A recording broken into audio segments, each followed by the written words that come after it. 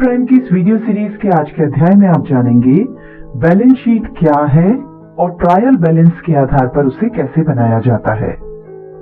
इससे पहले वाली वीडियो में आपने देखा कि trading and profit and loss account क्या होता है और ट्रायल बैलेंस शीट के आधार पर उन्हें कैसे बनाया जाता है। अब आगे बढ़ते हैं। देखिए, ट्रायल बैलेंस शीट में से जो खाते उठाकर हम trading and profit and loss account में ले गए हैं वे सभी खाते समाप्त हो गए हैं और अब हमारे पास सिर्फ असेट्स और लायबिलिटीज के खाते बचे हैं। इनका हमने एक नया ट्रायल बैलेंस बना लिया है। आइए अब हम ट्रायल बैलेंस से एक एक करके सभी खातों के बैलेंस शीट में लिख लेते हैं, पर उससे पहले हम बैलेंस शीट की परिभाषा भी देख लेते हैं।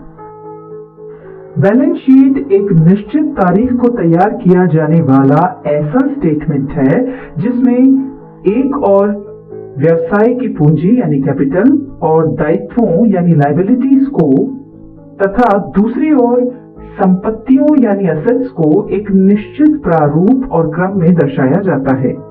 इसे प्रायः वर्ष समाप्ति पर बनाया जाता है। आइए हम इसकी कुछ मुख्य बातें समझ लेते हैं।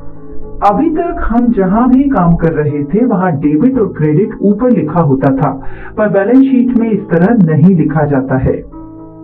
इसमें लेफ्ट साइड में लायबिलिटीज के सभी खाते और राइट साइड में एसेट्स के सभी खाते एक निश्चित क्रम में लिखे जाते हैं। आइए अब हम ट्रायल बैलेंस से एक एक करके सभी खातों के बैलेंस शीट में लिख लेते हैं।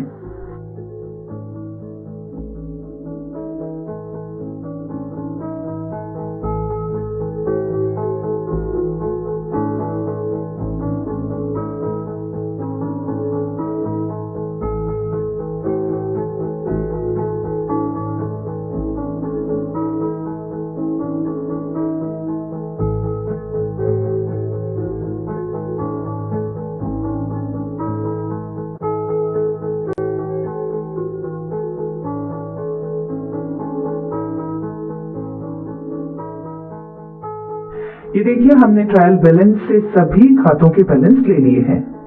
आइए अब चिट्ठा यानी बैलेंस शीट देख लेते हैं।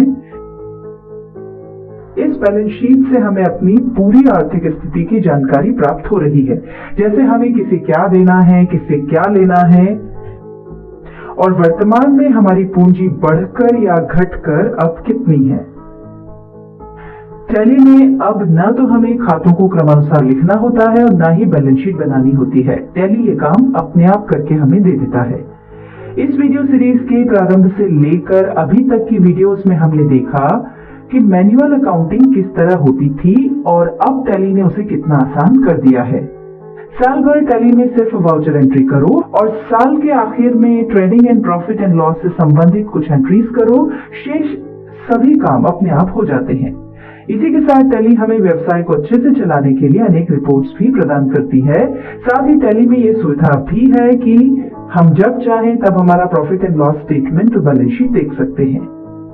इस वीडियो के बाद वाली वीडियो से हम टैली में काम करना शुरू करेंगे।